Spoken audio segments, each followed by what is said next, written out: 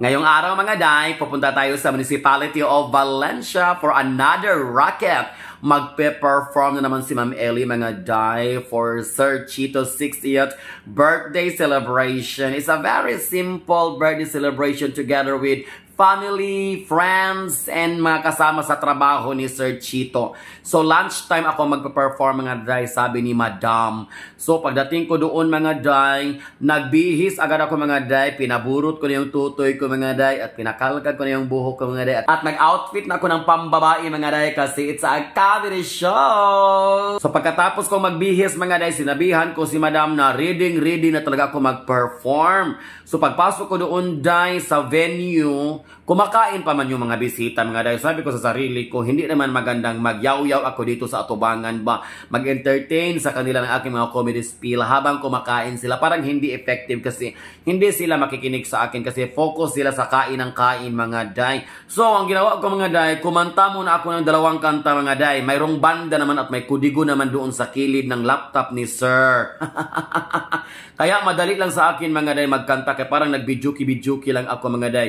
Pero mga day, na-amaze talaga ako kasi marami pa lang nakakakilala doon sa akin mga day, mga bisita. May mga taga-iba't ibang lugar at may mga taga-Tanhay, may mga Zumba girls. Kaya nagpicture-picture kami mga day. Nalipay ko mga day kay daghang nakailan ako dito mga day. Na-comfortable ako mga day sa aking comedy show. So pagkatapos kung kumanta ng 2 kanta mga day, nag-comedy spiel na ako mga day. Hindi ko na na-document mga day kasi alam niyo naman mga day, isa lang yung cellphone ko mga day, tas yun din ang ginagamit ko para mag-perform kasi nandun lahat ng mga music ko mga day.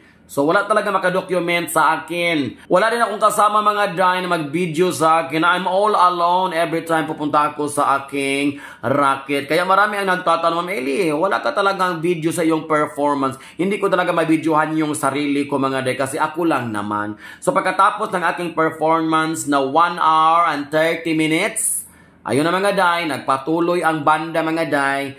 Pagkatapos nagsayawan mga day, nag-inuman. Ang saya-saya talaga mga day ng 60th birthday ni Sir Chito.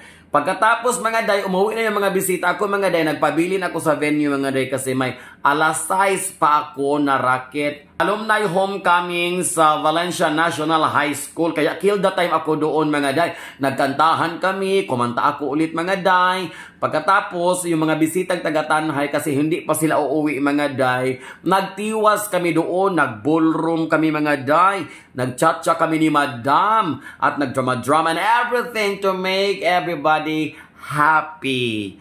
So, napaka-simple lang ng celebration mga day, yet fun and memorable to our birthday celebrator. Ayun mga day, dinocument ko na lang lahat ng mga kaganapan doon sa aming birthday celebration. Yan lang po mga day for today's video, and thank you so much for watching!